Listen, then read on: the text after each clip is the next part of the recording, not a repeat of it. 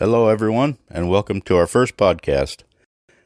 This is U.S. Navy veteran, ship serviceman, third class, Brian Jesse. The podcast lamp is lighted on the 04 level aft.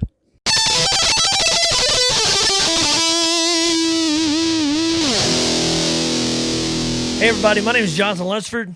And this is Jason Becker. Right, and that intro was by Brian Jesse, who is a SH3. He's in the sailor. Navy from 1988 to 1992. A sailor. And he was on the Lake Champlain from February of 89 until October of 92. We thank him for being the first person to intro the show. We're excited He about is known as the Nebraska Redneck. Yes, that's how the email came in, Nebraska Redneck. So, Love it. But anyway, so today's episode 1, we're trying to figure out what we're doing. We have scheduled this individual and have had to reschedule a couple times, and we worked it out to where we were able to do this tonight and spend some time with him, and it did not disappoint. It was exactly what we thought it would be. So I'm hoping that you guys enjoy it as much as we did. And you got anything else before we get into it? No, sir. No, sir. Yes, I got one thing. Email us at 04 level aft at Gmail. If you have any questions, concerns, complaints, just throw it out there, 04 level aft at Gmail. And I just want to let you know that as we're getting started, we might not be able to put out an episode every 2-3 weeks. So give us some time to understand, treading water here, trying to figure this out. Give us a little bit of grace, if you don't mind. And we'll get fired up with this thing and get more guests on and do this more often. And we're going to make sure we do this properly. Yeah, we got the audio down. We're going to get the video down here soon, too. Right, so. yeah. And stupid me forgot to record the episode, so we'd have had a video of it. Baby steps, bro. We're making them. Right. We're making them. Oh, yeah. So, and I'm not talking, thanks to Jonathan, everybody, I'm not talking through my phone. So yeah. I got a microphone now. Yeah. Jay's got a microphone. Right. I got a microphone. We got 2 turntables and a microphone. So, where are you at? So, anyway, guys, enjoy this. Enjoy this episode, guys. With Steve Parker. In case you guys know, Steve's got a cool school story. He's a great friend. And we picked up exactly where we left off in 2002 when last time we talked to him. STP's in the house. STP, that's right. Stone Temple Pilots. Anyway, appreciate it. Y'all have a good day. I hope you enjoy what we talk about. Oh, nice. I was at the house that the dude grew up in. I was there. It was kind of cool, so. So anyway, let's get started. Steve Parker. Oh, we hadn't started yet. Steve, oh, let's do official. I don't know what we're doing. We're figuring this out. So Steve Parker is so glad. First of all, you're beautiful, and it's so good to see you. And the beard is majestic. By the beard is epic, brother. Yeah, it's epic. I love it. And I'm so glad to see you. I'm glad you agreed to be on here for us. And like I told you when I called you a few weeks ago, the reason that we wanted, we picked you for episode 1 was because if there is there's like 15 guys, but if there's like someone that's the epitome of what the 04 level aft was, it's you. And then I tell the story because we would be out there as soon as you walk out, light a cigarette, you look up on the pilot house and you see your head stick out. And if the right person's there, here he comes sliding down the rail, rail on the 04 level forward. And about the time you hit the top of the ladder to come down to the 03 levels, when you lit your cigarette, and then and of course, then it was like, "What's up, idiots?" That doesn't sound like me, but it does sound like me. Yeah. Oh yeah, it was. I remember I used to look out off the signal bridge, especially at night, and if I saw little cherries down there, see the red glow of the cherry. Especially, I was young. I was out of cigarettes most of the time, so it's like, midnight, 1 o'clock in the morning on watch. You see that cherry down there, you got to run down, see who it is. Hey man, mind if I get one of those? Right. We'll tell some stories while we're out here too, Yeah. Many times you asked that. Many times times I asked that. We were broke sailors at the time. Oh man, we all had to hold each other up all the time. Yeah. Mm-hmm. And it was like the 5th cigarette I've given you in the last 10 minutes, Steve. Look. Oh, yeah. So me and Jay was talking the other night about the the Steve Parker, who is really good at throwing people's pins over the ship. Do you remember that guy? Mm-hmm. Yeah. Yeah, I remember. I remember some of the. Oh man, all of us when we went over the crossing of the line the first time. Remember I wore that crown around the Wog King crown for an entire day while we were all pulling pranks. I think Jay had a crown on walking around. I've got the picture somewhere in the house. Oh man, of all of us up on the signal bridge, and someone took it from below us. Oh, that's awesome. And we're all in cardboard crowns, and I was like the Wog General or something like that. Yeah, it was something ridiculous that we came up with for an entire day. And I didn't do anything stupid like that. Though. I didn't do anything stupid like that. I just shined half of the Exo's SWO pin. If y'all remember that. Yeah, and what was cool is I had one of the female officers go to snag it for me, and then I took, and I was going to do the whole thing, but I was like, wait a minute, if I do the whole thing, then it won't be as cool. So I did half of it. And when he left the ship, his name was Gilpin, right? When he left the ship, I was Kerry, on the right? Kerry Gilpin. I don't remember his first name, but when he left the ship, he was on the quarterdeck, and he was getting ready to walk off for the final time. And I told him, I said, sir, I give you a lot of respect because you didn't shine the other half of that SWO pin. He goes, it was you. I said, yeah. He goes, who helped you? And I told him because she was gone, so it didn't matter. I was like, you're out. She's out. So. Well, I know. I think the worst thing we did that day before was washing most of the coffee cups in the Chiefs mess. Oh man, you just did it. They got real mad about that when we scrubbed all the seasoning out of their coffee mugs. God forbid. That's so nuts, man. It is so funny because like. I saw a thing years ago where you can go online and you can buy pre-seasoned coffee cups for cheese. It was pretty funny. Yeah, and I laughed about that at the time. However, now I don't know if you guys remember. I had an Arkansas Razorback coffee mug that I had with me in the Navy. I still have that coffee mug to this day. It's gone on every mission that I went on Army watercraft, and same thing, never gets washed, just gets rinsed.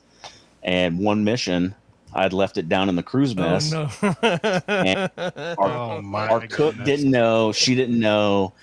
And I came down one morning and I was like, hey, where's my cup? I was getting ready to make coffee. She's like, oh, I washed it for you. And I lost my mind. What? And then I had to go back. I had to go back and apologize to this poor cook because she was just trying to scared out of her freaking mind. She's just trying to be nice, and I just kind of blew my top. So good job, Steve. Yeah, way to go. I'm just one of those mean type of people, I guess. Right. Yeah. Well, and I remember, just getting there and walking around and feeling lost and not knowing anything and then by the time I got ready to leave, because being FCs, we wound up doing I was there 4.5 years nearly, and it was such a crazy time because at the very end of it, the very last day I was there, before terminal leave, somebody goes, man, that seaman apprentice is an idiot, and I said, do you want me to go yell at him? And he said, yeah. And so I walked out on the forecastle at the forward launcher, and I just screamed at him for about 15 minutes, and then left. And he's probably who was that guy? I never saw him before, yeah. and I just got one good scream in, and so I always felt bad about that because I don't know, I hate to know something bad happened to the guy because of me screaming at him. You scarred the man for life, John. Good job. Well, I remember. Well, we talked about it just a minute ago. That last deployment in 2002.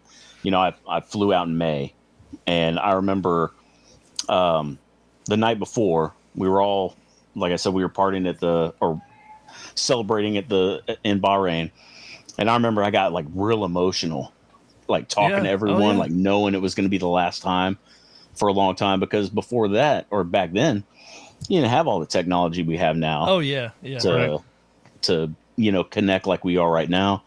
Well, I remember when it was a big deal when we got email on board ship. Yeah. I remember it was there when I got there, so I didn't get to. And the same thing. Email is crazy, and TV too. Yeah, and then when I retired, last year, I got real emotional at my retirement ceremony too. So it's one of those things, man. When you share those experiences for so long with people. when you know you're leaving them, it's like, oh man, you know, I'm going to miss these guys a lot more than I ever thought I would. So I always tell people the story about the 2000 Super Bowl, how we were in the Pacific Ocean and we were, you know, we missed. We might have already been worked away or back around. I don't remember exactly where we were, and the Marshall Falk took the ball and he was running through the line and he did this little like juke and then the screen froze, and it stayed froze for like 6 hours, and then so we missed the end of the Super Bowl. We have no idea what happened, and then. So we like was trying to email people back to the States, like, who won the Super Bowl? Like, you know, what the crap? You know, we're trying to watch it. And it was funny because that was the one where the touchdown was just short. The Titans and the Rams, the touchdown was just like 1 yard short of being, and they would have won Super Bowl. I remember but they missed that, it. yeah. I didn't remember it because I didn't see it. And then that was the What's Up Super Bowl because we left. You know, people listen, whatever. We left in January, I believe the 8th. We left San Diego on the 7th, and we left Seal Beach on the 8th, and we headed across the Pacific, and we got back in July. And so when we got back, we had missed that Super Bowl, and because we were deployed, we didn't get the good commercials. We got the A-farts commercials, you know, so they weren't even the good ones. And then so we didn't hear the what's up, like, so we're like walking around town like what's up, and people are like, would you stop, that's so old. I'm like, we just found out about it yesterday, we're excited. Yeah, it's new to us. You leave us alone, it's new to us. Yeah, that was so funny. How long were you in the Navy, Steve? Just over 4, so like 4.5, almost 5 when I got out. But you went to the Army afterwards, right? I had a 5-year break of service. And then, okay. What'd you do for 5 years? So I did a lot of stuff, you know, a lot of job hopping.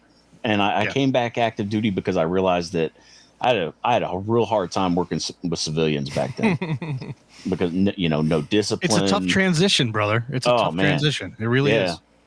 So I worked as an EMT for a little while, and then I worked in a neuro restorative center with people with head injuries for a while. And you went back to Arkansas, right? That's where you're from. I did. Yeah, I went back to Arkansas, and just not a lot going on. So one day I went to work, and I was there. I was there about 2 hours, and I was like, I'm going back. I'm going back in the military. I called the Navy recruiter, and this was 2007, and he's like, well, we'd have to drop you back down to E4. And you've got 4 kids and a wife. We're not really taking prior service, but even if we were, you couldn't afford to survive on an E4's pay with the size of family you've got. And I was like, well, all right. That didn't stop all the E4s when we were in. I called I called the Army recruiter, and they're like, hell yeah, we'll take you. Come on down, man. You know, so when you went back into the military, the Army wasn't your first pick then. You wanted to go back in the Navy? No, I did. Yeah, I wanted to go back in the Navy, you know, because I love being on the water. I love sailing. And fortunately, I found the career field in the Army with the Army watercraft, and came back in 2007 and spent the rest of my career sailing Army watercraft and doing logistics all over the world. So, dude, that sounds awesome. Yeah, so I got real lucky. Yeah, so the MOS you had in the Army was what? 88 Lima. 88 Lima. Okay. Yeah, watercraft engineer. So I went from one side of the house in the Navy being a signalman all the way down to the bottom of the boat. So I remember I was struggling with work at the time too, and me and you hooked up, and I was really considering doing that because the Navy wanted me to be a bosun mate, which I would have been fine because they let me keep E5, which is weird, but I would, you know, E5 and bosun mates don't do that much, you know, but when I wound up not going, tell that story later, one other day, and you know, it's kind of cool to know that. I remember in A school we were watching this video. We had to watch a video, and it was like it was filmed in the 70s, and the sailor they were talking to probably retired in the 30s, you know. But he I mean, he's an old man, and he said something that at the time I thought was silly, but as I, you know, more time in the Navy I understood, which was that a sailor at sea longs for the land and a sailor at land longs for the sea. Oh, And for sure. it's been 21 years since I've been at sea. It's a vicious cycle. Yeah, it's been 21 years since I've been to sea, and I still miss it. I still miss. Yeah. I don't think I've slept good since I've got off Every the day. ship. Yeah, I don't. I still have dreams about being in the Navy. You know, I still have dreams that, you know, I'm walking down the passageways of the Lake Champlain Right. So that was But- the only ship you were on, was Lake Champlain. in the Navy. Yeah. Yeah, Well, that was the only ship all of us were on. Yeah. yeah. So That's what nice. was I it? don't know if you caught that, Jay. That John sounded like the old lady from Titanic there for a second. It's been 21 years and I can still smell the paint. You know? Yeah, yeah. That's about true too. I was telling the other day that my status as a veteran is almost old enough to drink. So. That's crazy. You know, like. Yeah. You've been a veteran long enough that you could retire as a veteran now. Yeah, I know. 21 right? years. So, you were a signalman, and so you learned all of that jazz. You were. I remember watching you from the 04 level aft when doing the flashing light, doing the semaphore, and doing that stuff, and it was so like fluid. It was like you were thinking, as fast as you Doing could the do flags. it. You were one of Oh, the. right. I mean, for real, you were one of the fastest signalmen I've ever seen. And I remember other Well, ships. thank you. I appreciate that. I remember yeah. other ships during like unrep they'd make you do it over. I can't see it. Do it over. Oh, yeah. I don't know it and so did you get to do any of that in the Army? I did not. But those, all those unreps were super fun because that was the whole goal, is to try to smoke the guy on the other ship to where they had to get you to repeat it. But yeah, you know me, guy like me, build like this, that's just poetry in motion. All the, Right. I'm just up there doing my thing. Right. The other guy's like, oh, we're writing this down. I got to write this down. So we used to challenge each other all the time, and when we pulled into San Francisco, there was an old World War II ship sitting there in the bay where we tied up to, and as we're coming in, the flashing light starts going off of that ship, calling me up. So I'm like, okay, well, this is weird because that's a retired Navy ship.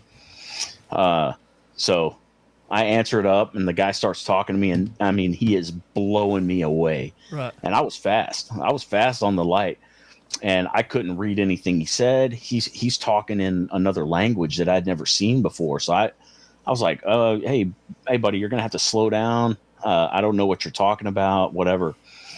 Well, once we pulled in, he said, well, meet me over here on the ship when you pull in, and we'll talk. We'll have some coffee or whatever. So I went over there, and he was an old World War II veteran signalman that was on that ship. It had been turned into a museum, and he was using so much slang from back then that I'd never seen. So I didn't understand what he was saying, but he was still super fast. Right. I mean, just blew me away. I mean, all you gotta do is move your hand down, like.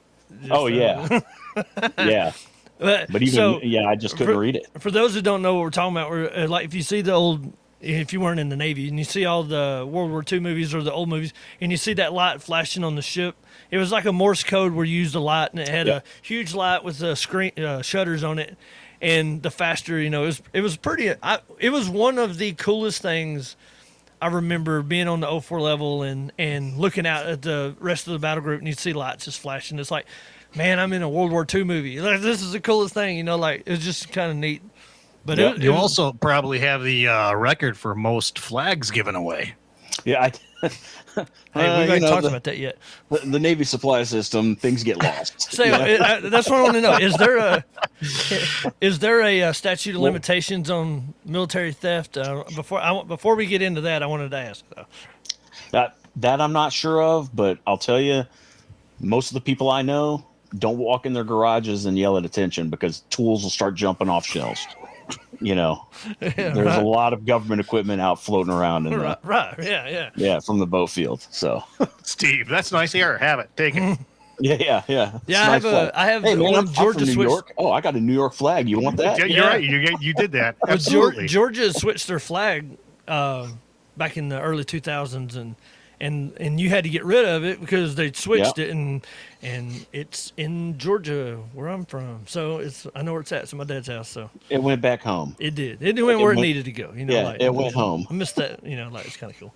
But Yeah. so the flag that flew from San Diego to Korea, our first port, which is weird. Okay, so anyway, I have that flag, and it was tattered. It was beat to death, and it was black. And everybody's like, "Why don't you wash it?" I'm like, "No," because it was across the Pacific with me my first time across. And so we pulled in. What are you going to do? Throw an American flag in the washing machine? There's so many rules. Yeah, with well, flags and we destroying shouldn't have them. kept it. Realistically, I think it was, but like I said, statute of limitations, that was 24 years ago. So, like, I don't know. I think you're safe. But I don't have it right now, so I don't know what they'll find. But so let me ask you this. I done lost my question. Dang it. Anyway, forgot already. Welcome to old age, right? So let me ask you this though. I was going to get back to it. You said that you were having a hard time transitioning from Navy or military to civilian world. So tell me what your issues, if there was any of you switching from Navy to Army, was it so night and day different that you were learning so much that you didn't, or did you have problems with it? That was actually a pretty easy transition, just because, at that point in my life, I was already a little older, so I knew what I was coming in to do, and so I wanted to be there. I wanted to learn as much as I could, and I was back around the military, so a little bit more structure, discipline, standards that people had to adhere to. But I would say the funniest part would have been the Army and the Navy back then were completely different, right? I get to my first unit and they're like, I'd been through all the training, and it was just like basic to where we were doing PT every day, 06, we're out running, we're doing all that stuff. Well, then I graduated school, I get to my first unit and they're like, all right, be at the company, 0630 PT gear, ready to go. And I'm like, okay, yes, 6:30. It's not my first time being in. I get it. You guys are trying to haze the new guy. Like you really don't do. Yeah, you really don't do PT every morning at 6:30, do you? They're like, nah, Playboy, you be here at 6:30 in the morning, ready to go. And I was like, welcome to the show. I was like, oh shit, okay, I guess this is the real deal now. Did you get the QB5? I did not. I had to go all the way back down to E4. Really? To come in the Army, yep, because I'd stayed out for so long with that 5-year break in service. So what's the biggest difference between the Army and the Navy to you? As somebody who served in both, yeah. You guys are going to get me, huh?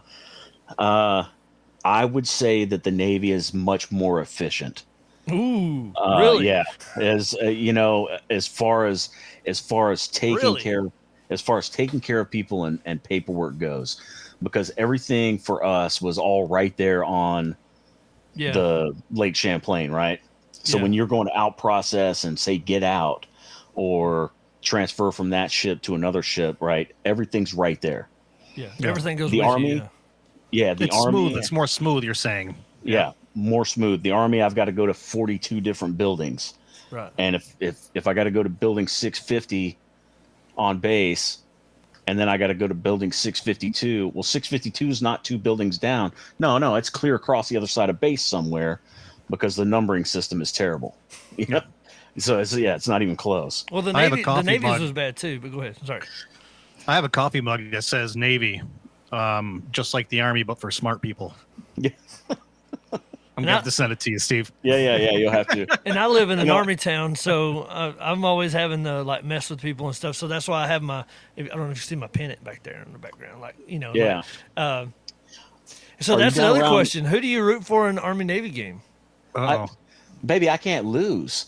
I can't lose in the Army Navy game. If Navy wins, I'm good. If Army wins, I'm still good. So that was the way you handled it while you were active? So you don't root for anybody? I am neutral. 100%. Yeah, you sound like an Alabama fan to me. So I guess, So I guess now that I'm retired and my son's in the Navy, yeah, I'll root more for Army. just to bother him. Just to make you mad. Well, everyone, thank That's you what I'm for talking listening. Yeah. Thanks for being on the show. Click. How do I get out of this? Yeah. That's pretty funny. I was wanting to know that because I was like, I had a buddy of mine who did Air Force and Army time, and so I asked him one time. I said, "Well, when they play each other, what do you do?" And he goes, "I don't even care." I'm like, "Well, that stinks." Like I was looking for the fun of the camaraderie of it, you know. So I remember because, like you just said, you know, in the Navy we're more command oriented and we're floating out in the ocean, so everything on the command's there. We have to be our own firefighters. We have to be our own like security alert and all that. Which I want to get into that too. But so was there ever a time you were like, man, if this is what I took from my time in the Navy and I want to use it here and help you guys, or was it just night and day different? No, a lot of it transferred over. So I had a real easy time through school, through AIT, because I already knew firefighting. I already knew damage control. I already knew all, you know, basic marine terminology: port, starboard, bow, aft, stern. You know, so that was really easy to overcome. The first time I got underway on an Army boat, because they're so much smaller, I was on the boat I was on for most of my career is a 176-foot John boat. Whoa! Essentially, just flat a flat bottom cargo vessel.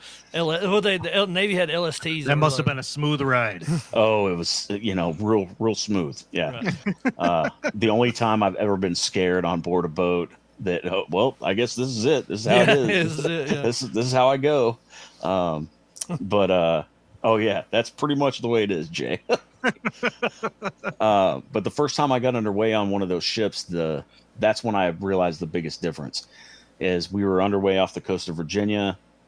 And I was up on the bridge hanging out, talking to some guys, and the skipper of the boat starts freaking out. They're like, "Oh, we got a contact, 5 mile CPA." And I'm like looking around, like they're changing course, and I'm like, dude's 5 miles. This dude's 5 miles away. What are we doing?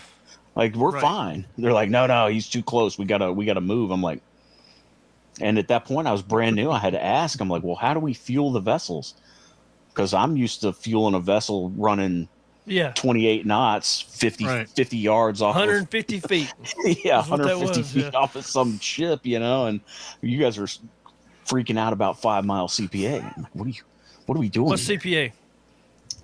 Remember the acronyms. Come on now. Yeah, it's been a while. I was not aware there would be a test when I signed up for this. You're talking Army Don't worry, numbers. Steve. I don't know what it means either, buddy. That's what I'm saying. I don't know. Those are I'm an Army engineer. acronyms. I'm an engineer. I was downstairs all the time. I was talking to Pat Horan recently, and he was like, you know, blah, blah, blah, blah, blah. And I'm like, I have no idea what you're saying. It's been too long. So, but anyway, so you got to help him out. Sorry, I didn't interrupt you. I didn't help him out. Yeah, I just saw the difference. Yeah, he just questioned why the hell they were doing what they're doing. I made fun of them. I poured another cup of coffee. I went on the bridge wing and I lit up another heater and just ripped one. You know, so that's my man. So how many people how many people were on that ship? That 177 feet. That's can't be many. 12 people. What? 6 deckside and 6 engineers, and then we would take 2 cooks and 1 medic with us. What rank is the captain? On that particular boat, either a warrant officer 1 or a CW2. Okay. Cool. Yeah. Sorry, Jay. He was about that. How are the seas different, Steve, from the Pacific Ocean and the Atlantic Ocean? Everyone talks about how bad Hatteras is.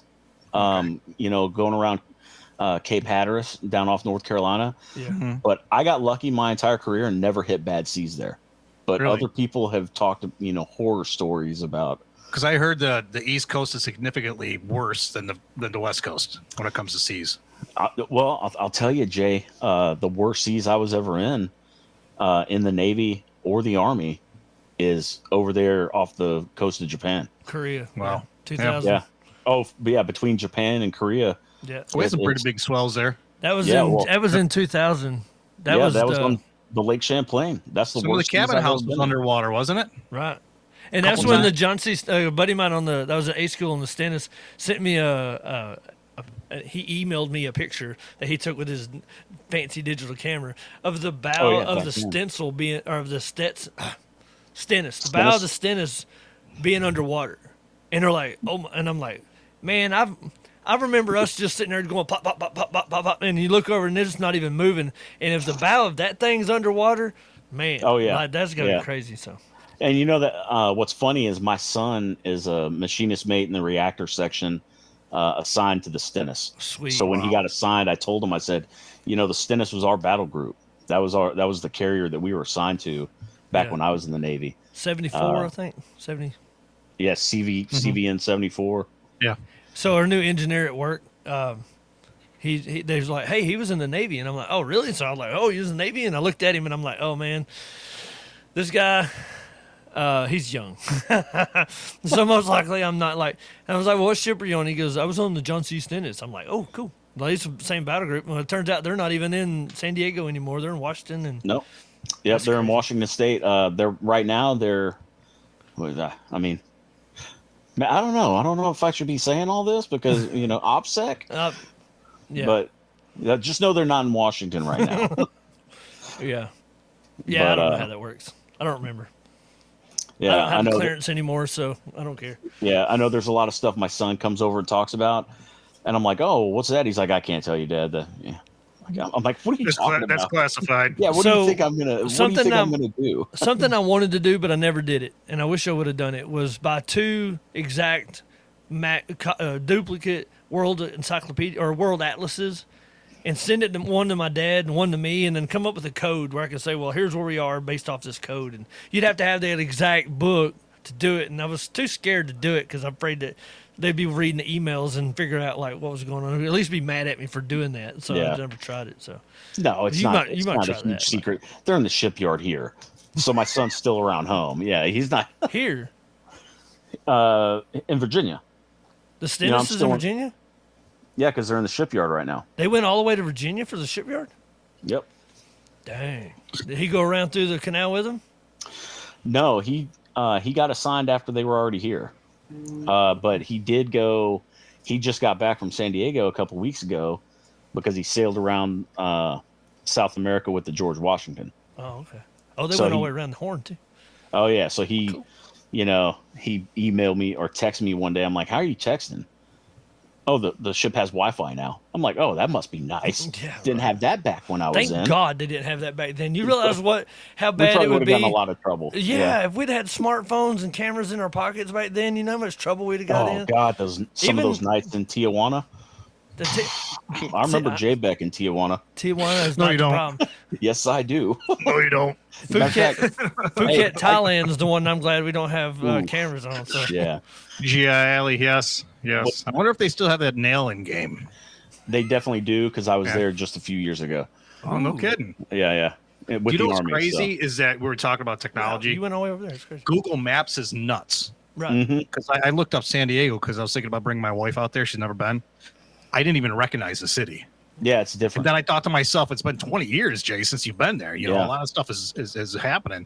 Because I was looking for, there was an old coffee shop there called the Upstart Crow. Yep. That I used to go and drink coffee there all the time. Every Seaport day. Village. Yeah, Steve Every was day, there. I man. remember We that. were over there. Tom Yeah. Leonard, Tom Brandon Leonard, yeah. Harvey, Steve Levins. Oh, I forgot. Love that place. I guess it's no longer Steve there. Levins, I got him on Facebook, so that's kind Yeah. of. Is I it do not too. there no more? No, I no, guess but- COVID did that. It was the death of that. So, Mi Rancho, the taco shop outside of the gate. oh yeah. It's still there because my son asked me where to eat. I said, "Go eat here if it's still there." And him and a bunch of It's buddies. still there. Oh, it's still there. Wow. Yeah. The My best wife looked, tacos ever. Christy looked it up and I sent him the address. But yeah, he went and destroyed him and a bunch of buddies went and destroyed a bunch of food over there. Dude, it's good to see you, man. Seriously, Yeah. it's really good to see you. Oh man, Married I'm with enjoying kids, this. right?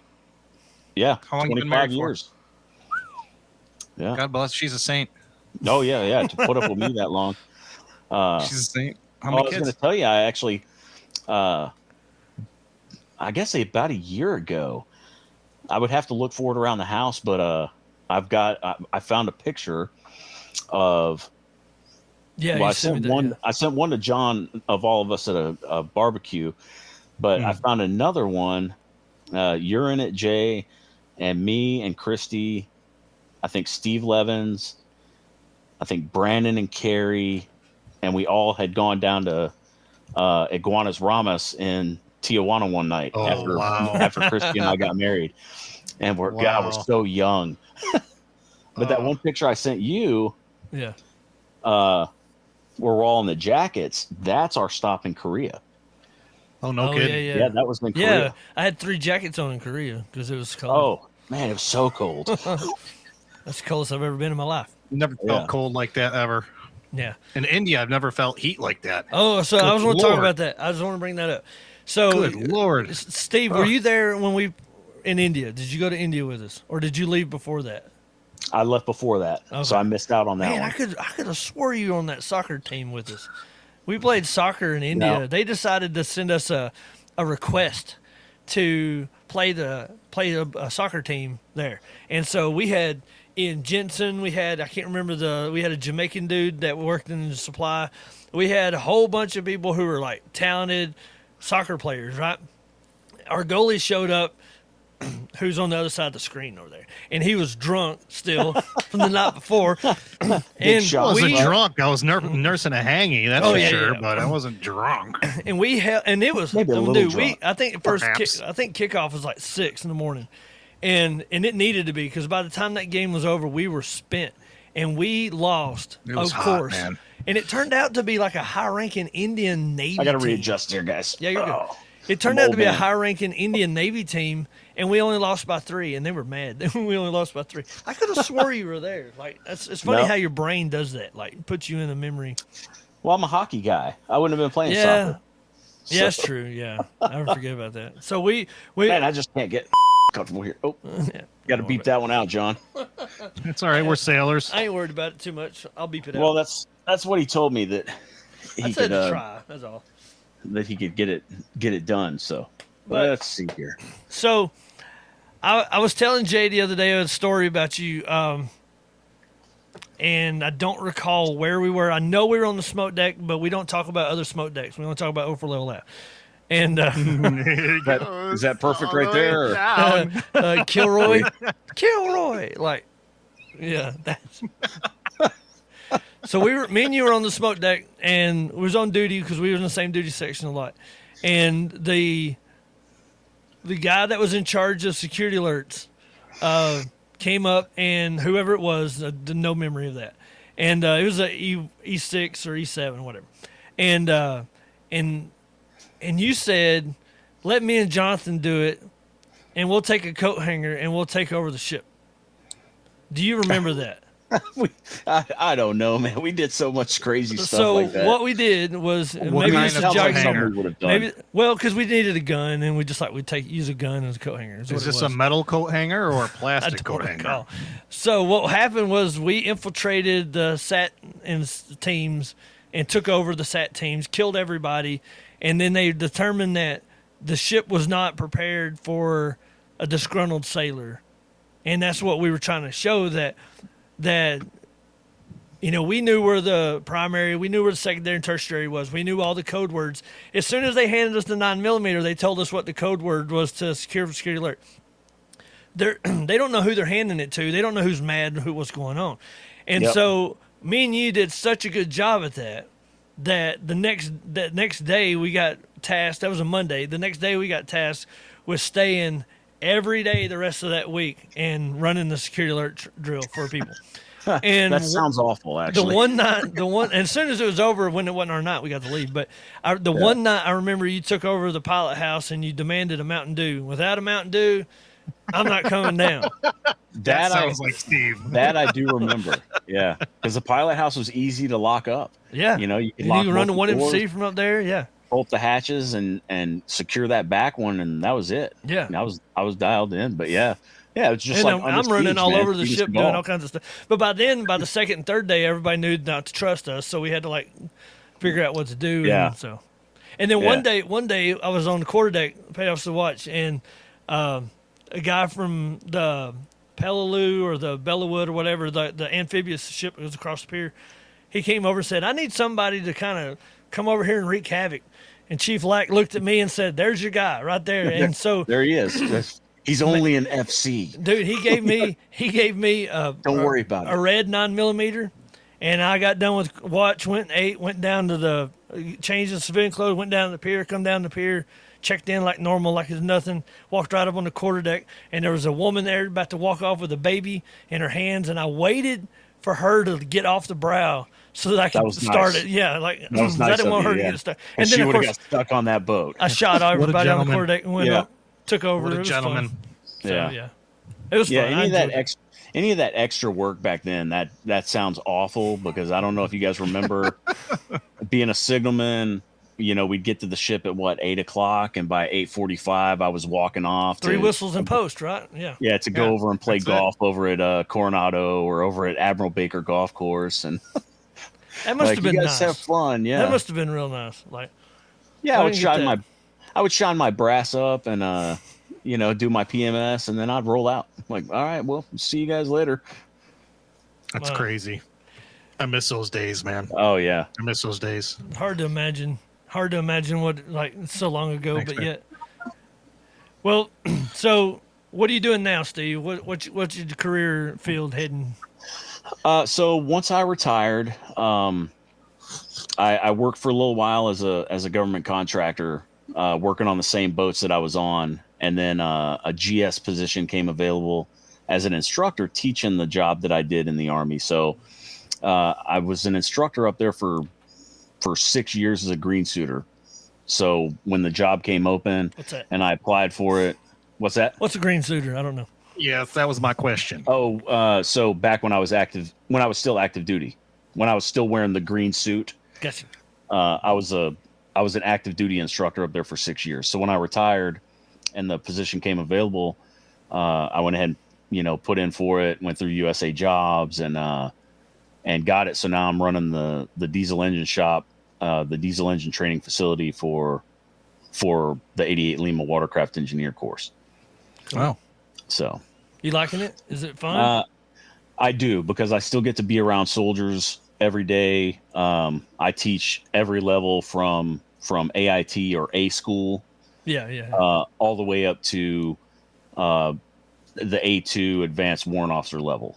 So, and I still know all the guys that are coming through from my time as active duty, and then from being a first sergeant for 2 years. And Talk about that. You told me that you were the very first ever of something. so yeah, the Army, they brought back the 329th Composite Watercraft Company. Well, 329th was a heavy boat company back in the day. Are we talking like World War II and Vietnam, or? So the heavy boat company deactivated back late 80s, early 90s. Okay, so it wasn't. Way Yeah, back. so Okay. so That the was Army 30 was years one- ago. Well, Anyway. yeah, so Oh, Jesus. well, it Just aged started, myself, right? Oh, that's Yeah. that's like yesterday. Huh. it has a rich history. 35 years ago. Yeah. Yeah. Well, so the Army started restructuring, and they took all of the companies. So a maintenance company, a light tug company, a heavy boat company, a Mike boat company. They took all of those and started deactivating them, and then they created this one company called a Composite Watercraft Company that they stood up. And I was the first sergeant for the 329th Composite Watercraft Company. So I did that for a year, and then they swapped me over to the 97 Transportation Company, which was in the process of deactivating. So I got to shut that company down, which that was really cool, because that was the very first company that I was in the Army.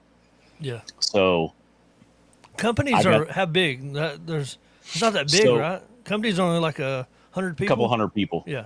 Yeah. Yeah, explain that to us, because there's like battalions and other Right. things, right? Yeah. So you got your squad. Nope. let's just go company, because your platoons and your squads, they fall within the company. So then you got your company level, and you got 11. Let's say, depending on the battalion, you may have 11 companies in a battalion. Then you may have 2 or 3 battalions in a brigade. You know, on up and on up. So where does the platoon fall into place? Within the company. yeah. Gotcha. So it's Yeah, like so- a work so center then I had- and then an extra work center, then division. The company is Yeah, more like so a then division. I had, yeah. like, in my Gotcha. company, right, I would have been like the equivalent of the command master chief kind of Okay. position, right? So yeah, Awesome. I was going to get you So, to the explain. senior enlisted advisor to the commander. Yeah, I was going to is get you to what the first explain sergeant to does. Jay and me and everybody the difference between an E8 and a first sergeant. Because I know that there's a difference. You know, you could be a first sergeant or an E8 and not be a first sergeant, right? Right. So that at that point you're a master sergeant. Master sergeant, that's right. When you're in a leadership position running a company, then you get a diamond in the middle of the rank, and you're a first sergeant. And that's what you retired at. No, I was an E7, sitting in a first sergeant position. So I did that for 2 years as an E7. Now I was on the list. I had made the promotion list, but hadn't actually pinned yet. Yeah. So yeah, So you were doing the E8's job, but you were E7. right. Not fair. Right. Not fair. You're an E8 to me, brother. I had all the Really, stress. I had all the stress because Yeah. Give it to Steve. He can take care yeah. of it. So the CWC had 280 people in it when I left. So it was a big company, biggest company in the battalion, and I was Right. running it as an E7. So how many And of then- those ships were there altogether when you were in? Like- So when we stood up the CWC, I had 7. I had 7 of the LCUs.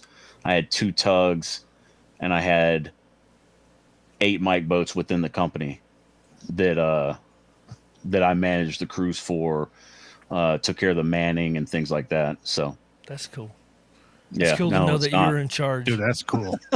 I know stories about you, and so like it's kind of cool to see that like now you're in charge. Yeah. Like, it's kind of Well, my whole thing was, I talked to the commander, and I always asked him, like, hey, I know what my job is and what I'm supposed to do, but what else do you need from me?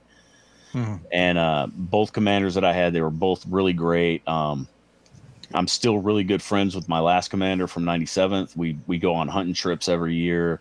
Cool. We've stayed in close contact. But both of them are like, look, I know how you are. You're an outgoing guy. People like you. They get along with you pretty well. You get along with everyone. So I just need you to make sure that the morale in the company stays high. So, I would schedule PT sessions, and we'd go to parks outside the base and run the woods.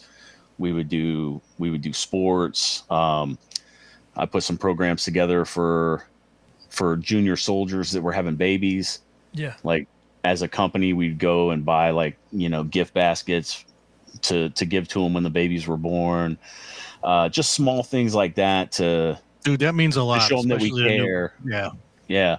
That means a lot, especially to young sailors or soldiers, especially the ones that are low rank and have kids.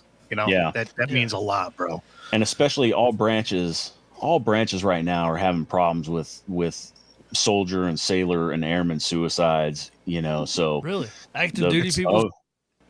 yeah, a lot of active duty, that's happening a lot throughout the ranks. Well, one of my not too long ago, I think it was last week or a week and a half ago, we were flying the flags at half mast here in Syracuse because one of the guys that I went to high school with and graduated with, he committed suicide in Alaska.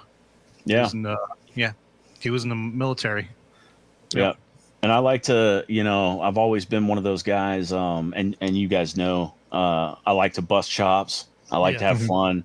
But as I've gotten older, and you start thinking about things a little bit more, you never know what someone's got going on Right, when you're yeah. busting those chops. So Yep. still have fun and bust the chops, but then make sure they know, hey, We're we're just playing. kidding. Yeah. But I'm here, if you need anyone to talk to.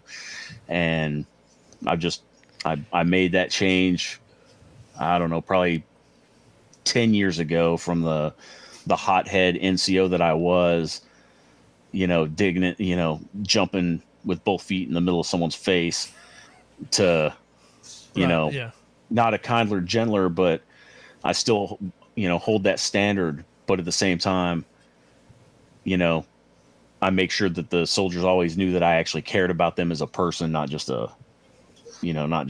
soldier. Yeah. I think it's generational, Steve. What do you mean with the?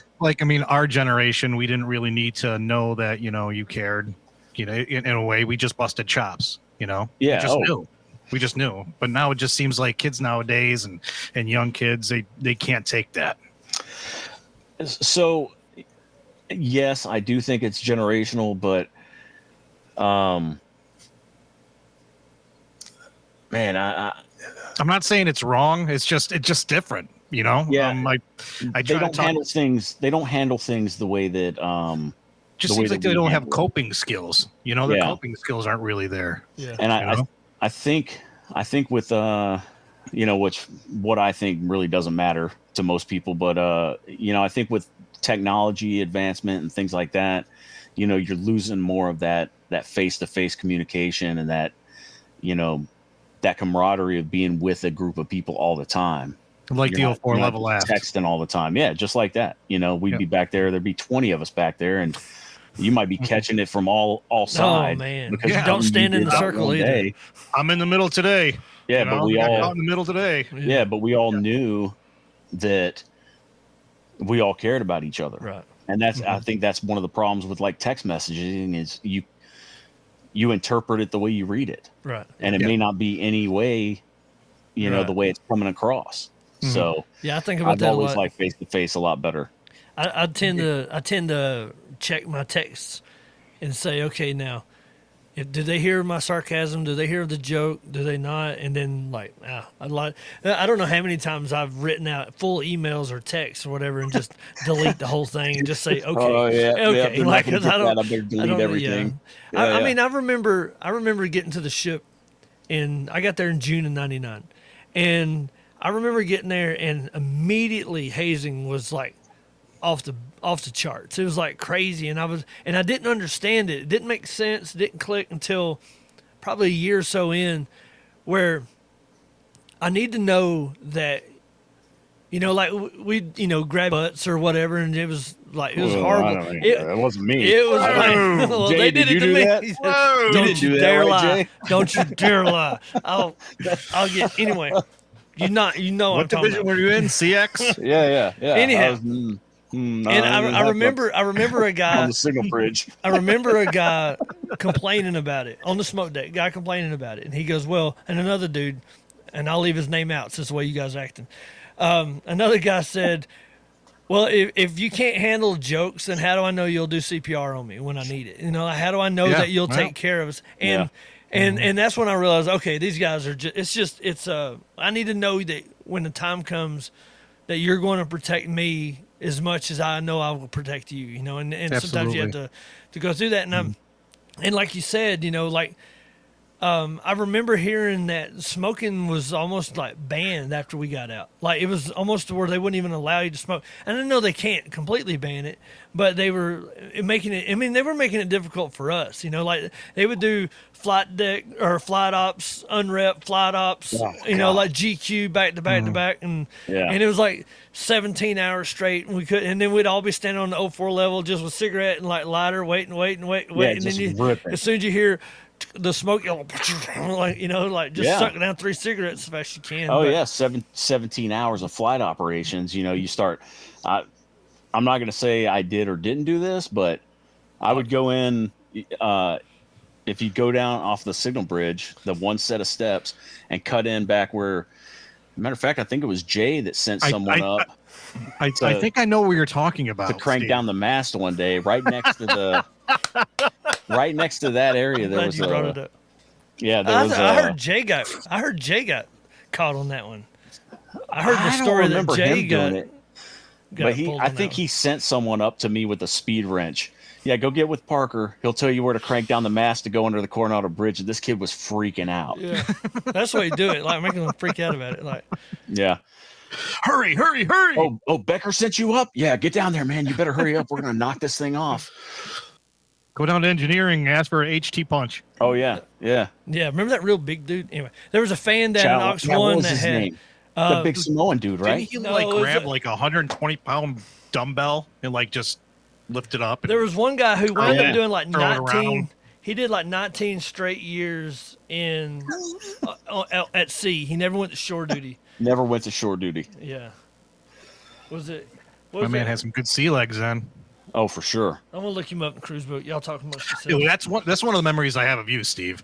Is the that gym, man? That gym on the LKC was small.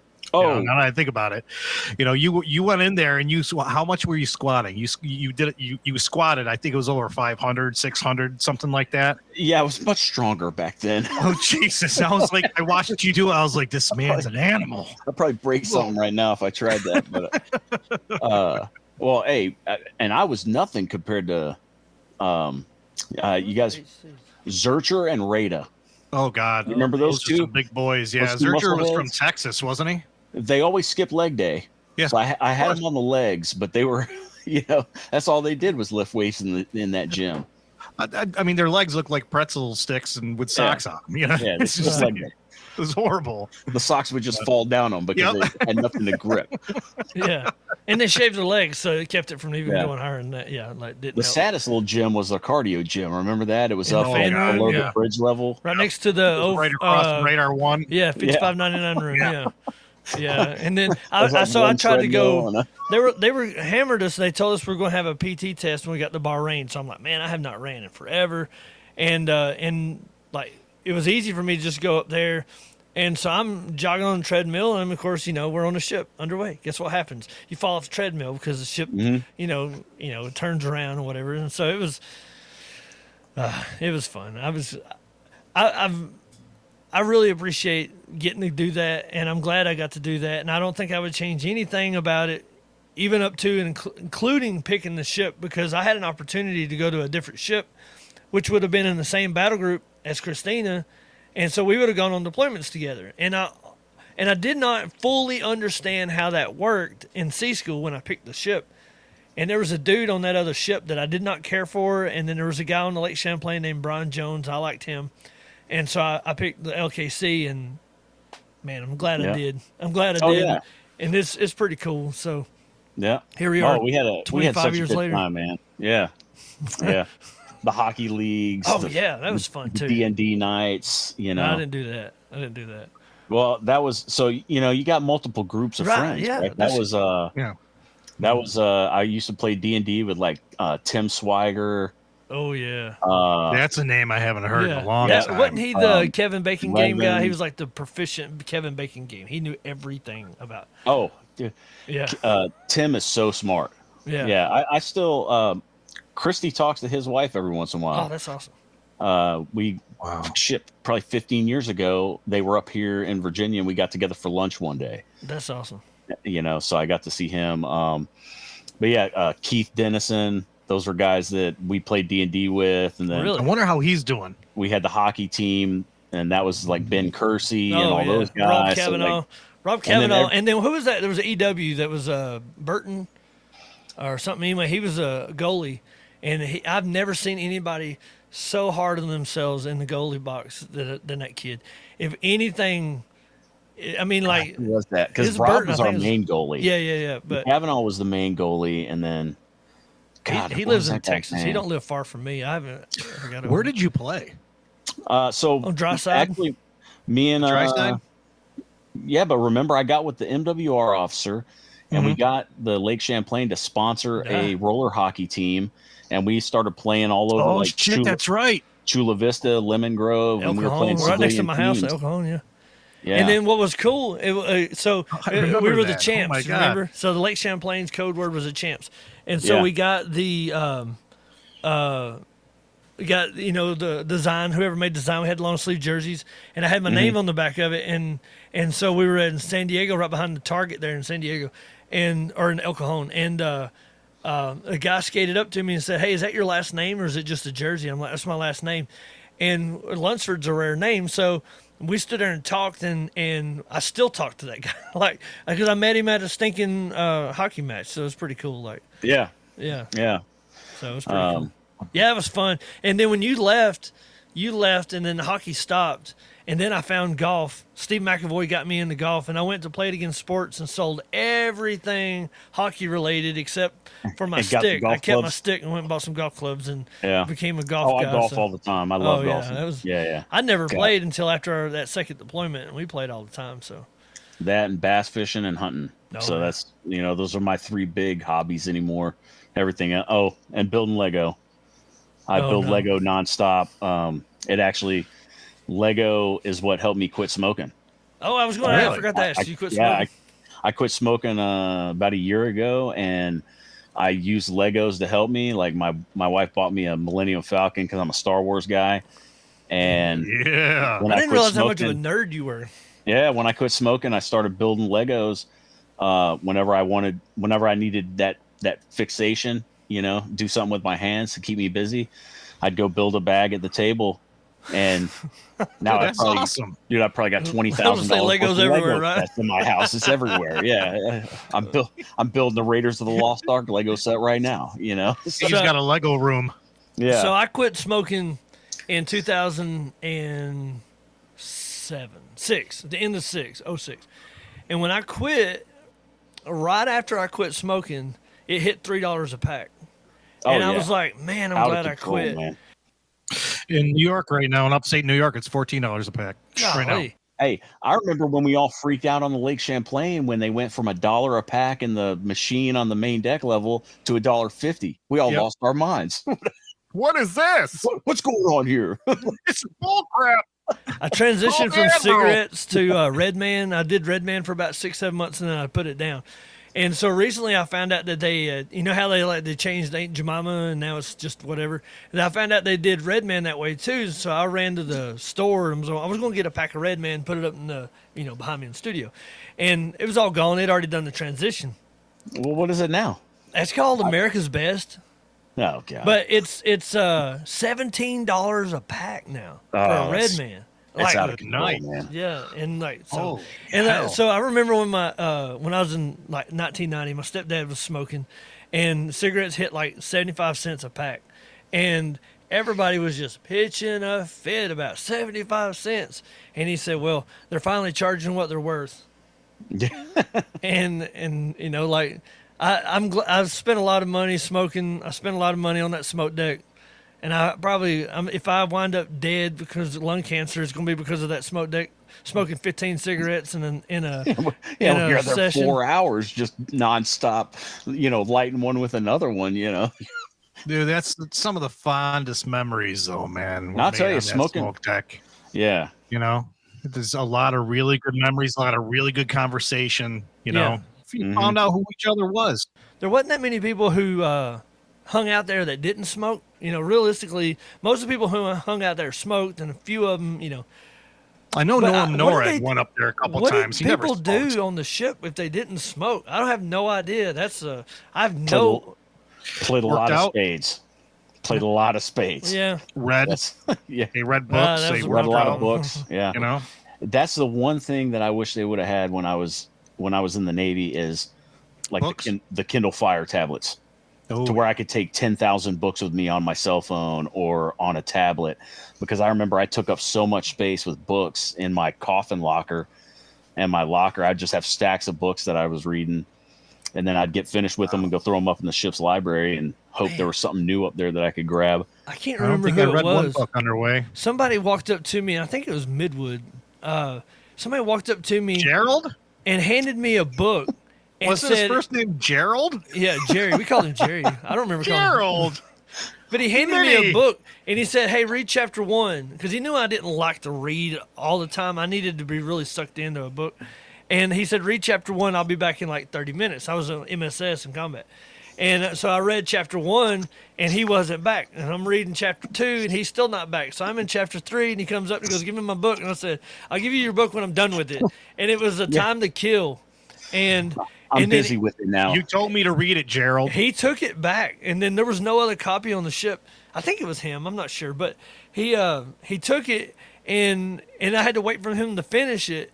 And then by then because I never saw the movie A Time to Kill, but Adam Hardy and all them told me who all the characters were in the movies. So then when I got back around to reading it, I was looking at Sandra Bullock and all these people in it, and I was able to see it And you kind of differently. knew. Yeah. And but it was like I didn't do a lot of reading. I wasted a lot of my time not reading then, and probably still don't read as much as I should. So Yeah. Steve, weird question for you. Yeah. Just like you for Level F, we asked weird questions. Right. If there was one person on the LKC that you like to, get back in touch with, who would it be that you lost touch with? Well, you two would have been the two top on the list, and we've already done that. So Yes. I would say, thanks, Jay. Appreciate it. Yes. oh, man.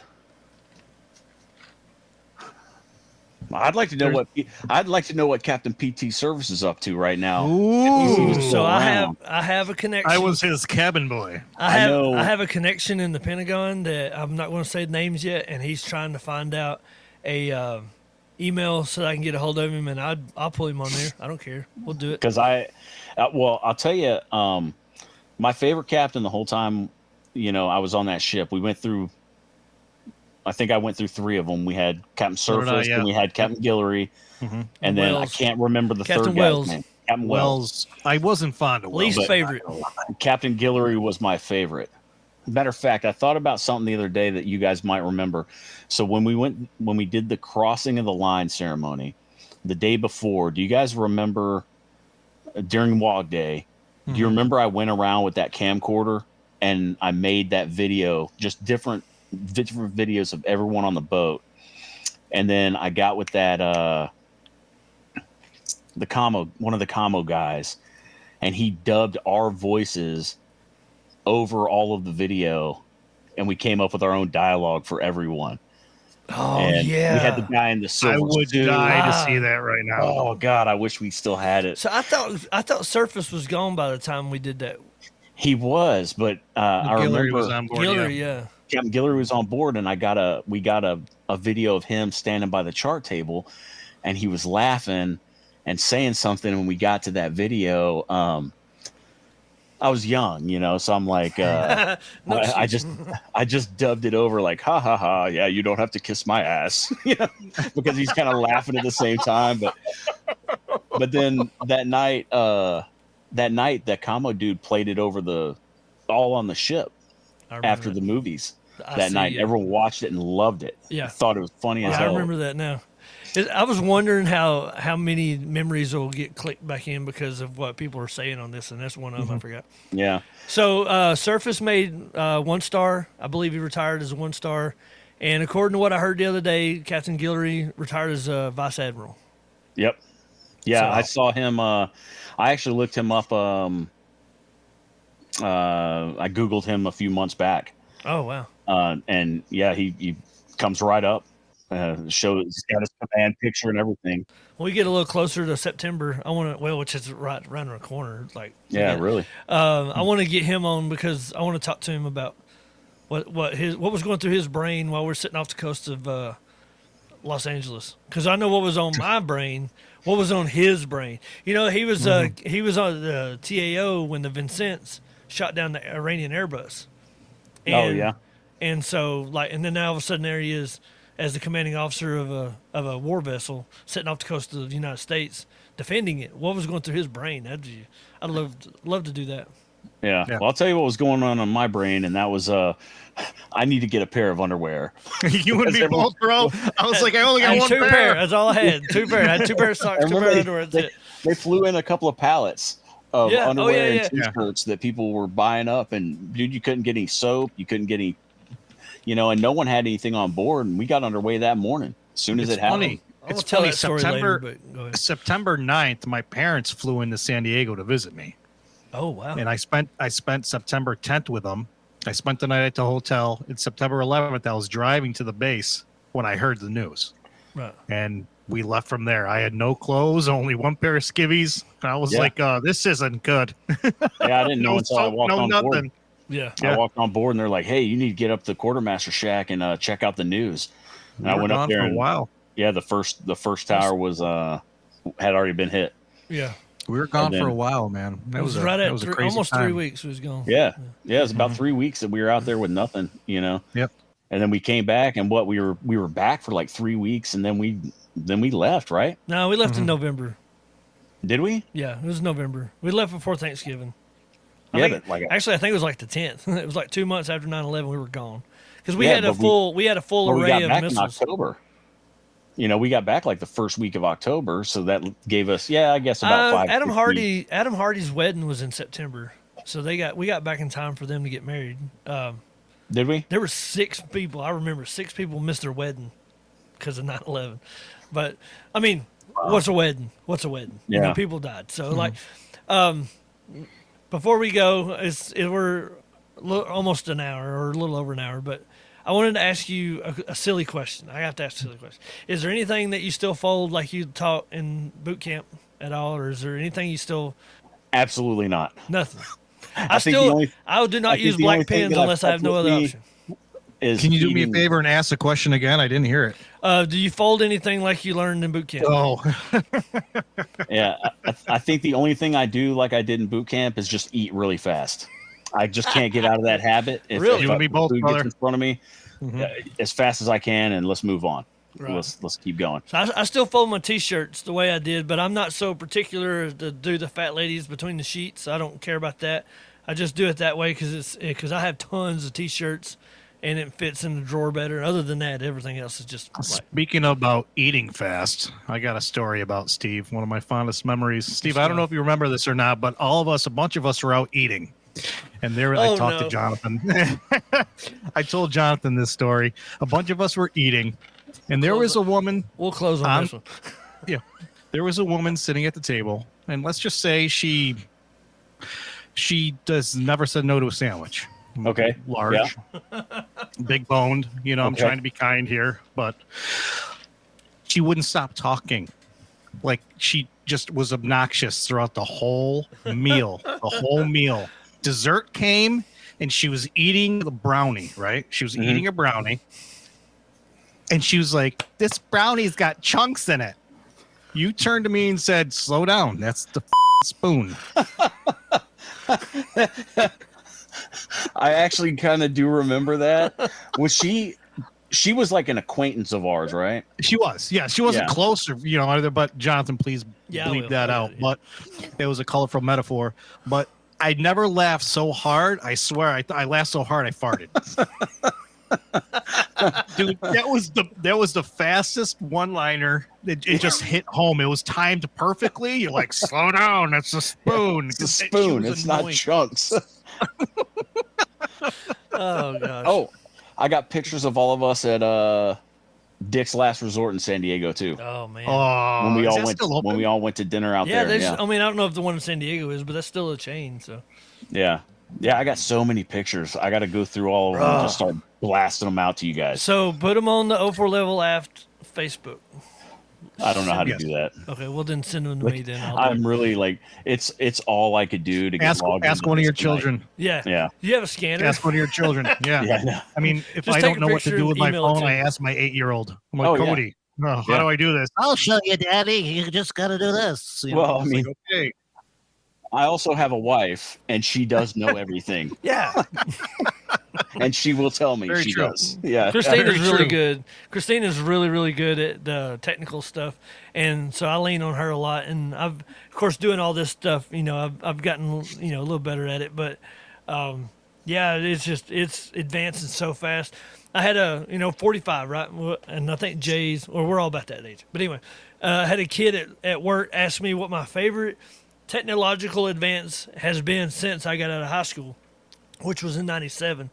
And I was sitting there thinking about it, and I mean, obviously the telephone's pretty crazy, the cell phones, but I think having streaming music is one of the coolest things that I don't have to go to the store and buy a record, or a CD, or I don't have to like hope that somebody don't steal it or whatever. Like I have it. I can Man. listen to anything I want to. I can just punch it, except for Garth Brooks. For whatever reason, he decides not to be his stuff.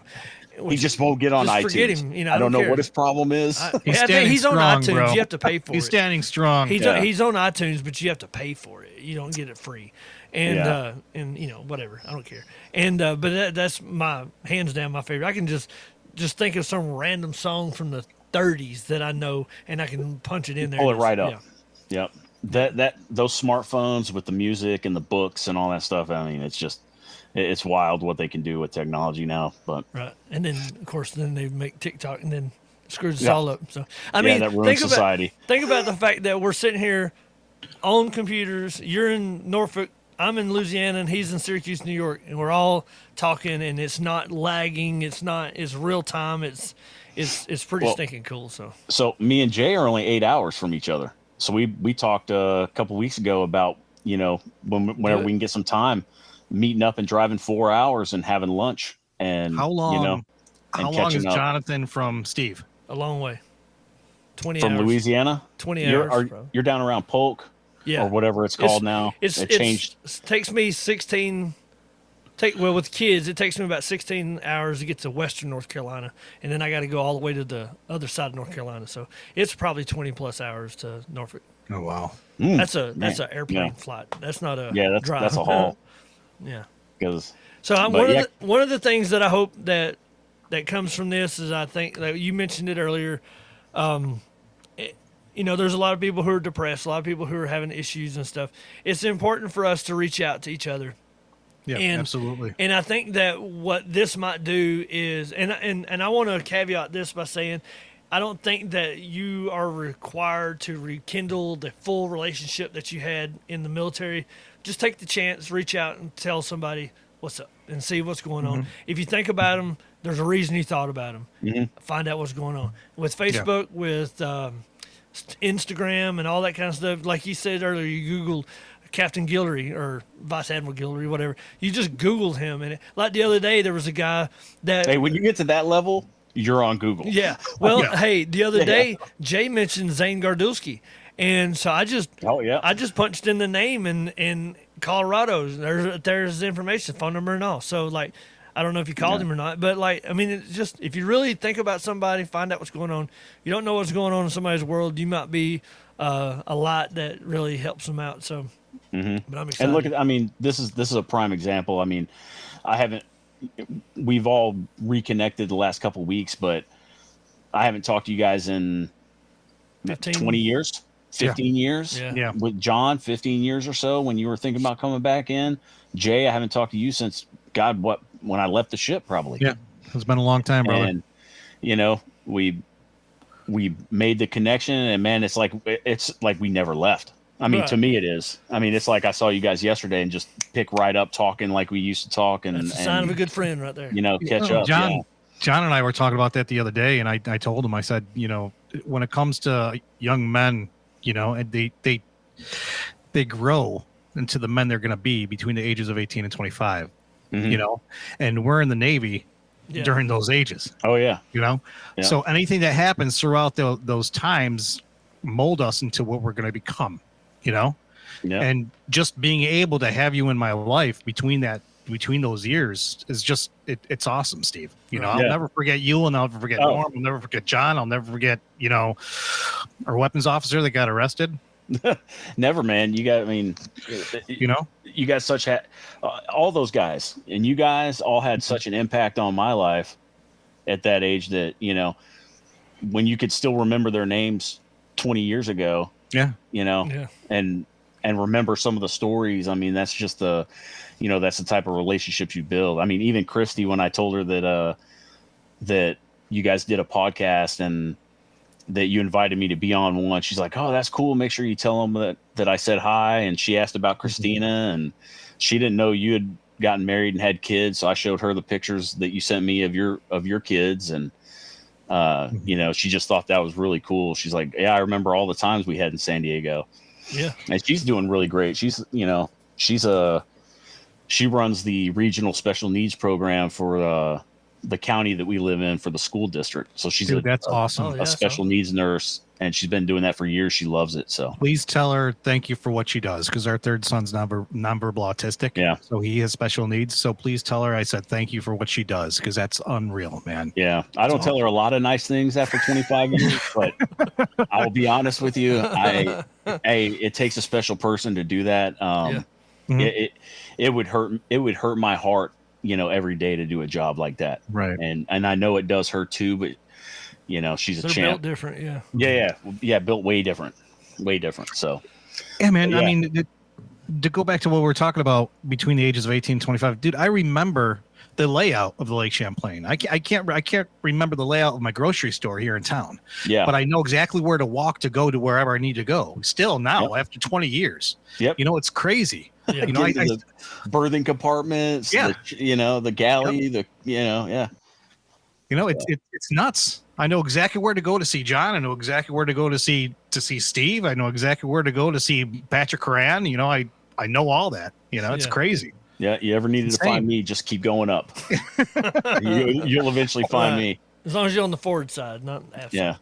Well, the only time you wouldn't find me if in my workspace would be if I was on that 04 level aft, Yep. Right. ripping heaters and talking shit. So let me ask this one question. In the whole, John's like, in the man, whole, I'm gonna have to beat nah, so don't much. worry about that. So the whole diabolical throwing people's pens over the ship. Did you Okay. remember throwing my hat overboard one time? Because I've never been so mad in my life. Is that I had just got this command, just like this one, just like Lake Champlain hat. I just got it kind of broke to where it fit good, and I didn't have a pen and hanging out of my coveralls. And you took my hat and you threw it into the ocean as we were sailing. And I remember thinking, I hate your guts so much because I just got that. And then you went and bought me one, but it was like the one that was like different. The bill was like it was cloth different, and I didn't like it, and I was mad. And then I think you threw, because you were notorious for that. And then I believe you threw, it might have been you, threw a cook's thermometer overboard. I probably did. I had quick hands back then, deceptively fast for someone my size.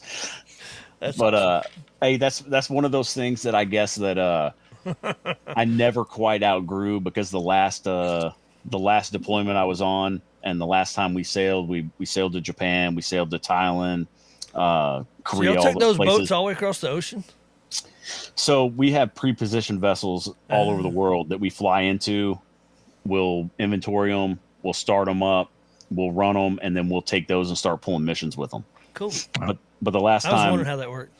yeah, the last time I was deployed, of course, I don't know, still like, I was 41 years old. So, I mean, I still just didn't outgrow it.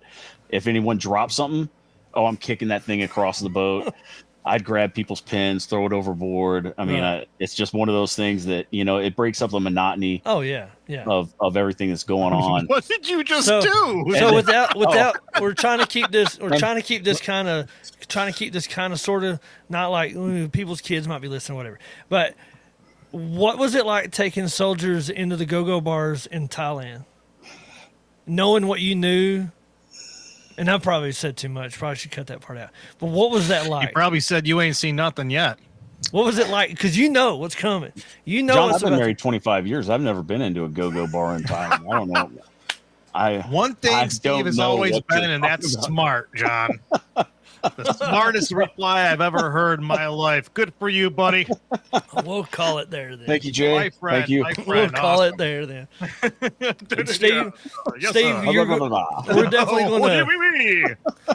There's so much more we could have talked about, but we have more episodes coming. We'll get you back Yeah. on some other time. But Round 2 soon, brother. There's so Yeah. much more things I want to know, Yeah, Just well, not I enough mean, time. yeah, you guys got my phone number. It doesn't have to be a platform like this. Give me a call sometime. Keep texting. Keep in touch. Oh, we will. so if somebody from the ship wants to get a hold of you, what's the best way for them to get a hold of you? Don't give your phone number. Unless you want lots of pizzas tonight. So you can find me. You can. I'm on Facebook. I'd never post anything on Facebook. Right. But I'm if- not on if- Facebook, man. Yeah, Jonathan does everything. if someone messages me on Facebook, well, you've got my number now. Yeah, so yeah. But Yeah, if you Yeah, want Steve's number and you was on the ship with us, just message me and I'll kick it to you, because I don't want to just divulge that information, because people call me all the time for stuff that I have no idea what's going on. So yeah. you'll I mean, protect reach your out. number. Yeah, Reach out if you want to get in touch with me. Reach out. I would love to talk to some of the guys that we were stationed with and assigned with. I'm sure there's a Just- ton in just to Norfolk catch that you up. don't even know about. Right Oh, there, and yeah. yeah. So I remember. Yeah, I remember so many people after I made contact with you. Like everything just started Yeah, flooding back in. good. So. I need Isn't it that. funny how that happens? Yeah. And Yeah. man, hey, it's been an honor you guys asking me to be on the show and be like the first guest on the show. Mm-hmm. It's not a show. You know me, the podcast. You know me, I'm a naturally shy type of person, like Good liar an too. introvert, if you will. So Great I liar, let you too. get away with the wife statement. I'm not going to let you get away with that statement. it took a lot I'm of just lot of shy. courage to be on the show tonight. Yeah, right. But hey, I know you guys are on the East Coast, and so y'all got to get up early in the morning, and appreciate you guys doing this. So thank you very much. Yeah, hey, thank you for having me. I appreciate it. Love both of you guys, man. Missed Love you too, you brother. guys. It's been a lot of years. Yeah. It has been a lot of years. So Peace. a lot less hair. Yeah. Well, no, I'm good. We got more years. Oh, to go, John. brother. Look, John. I'm good to go. Thank you, Man, Lord. I ain't got no must- teeth left, but yeah, it's fine. I'll take Must be that southern water. Yeah. I got the goods. What John and I ultimately want to do is be able to do one of these podcasts on an 04 level aft. Oh yeah, that'd be cool. Yeah. That'd be super We got to cool. find the That's what- ship. yeah. Gotta find a cruiser that'll let us do it. This has Yeah, gotta well, be a That's cruiser. what we want to do. Hey, I know a lot of people out here. My son's in the Navy now, so he knows a lot of people. I'm sure we could probably make that happen Yeah. at some point. The Lake Hell, I'm not Champlain's even- somewhere. I just don't know where it's at, so Yeah, I don't know what they're gonna do with it. We'll make it happen. I might would have another cigarette on an 04 level So- aft with you two guys, but A I know cigar. right now I'm gonna smoke a smoking- cigar, and next time I'm with Jay, I'm gonna have a cigar, and I'm not gonna have Yeah. a cigarette, but I'll I put was one thinking on the about it. I stogie. might do a pipe. Yeah, quitting smoking is hard. I'll go outside right now and rip a whole pack of heaters. It takes a lot of self control to break that habit. So I Yeah. probably wouldn't. Dude, it was awesome seeing you. Thank you Yeah. so much for taking the time and talking to us, man. You Yeah, know, no, thank you guys. Thanks for having me. John and I really want you to come again. Seriously. Yes. Yeah, 100%. Again. Yep. Let me know. Okay, man. All right, brother. All right, you guys have a good one. The Spoking Lamp is out.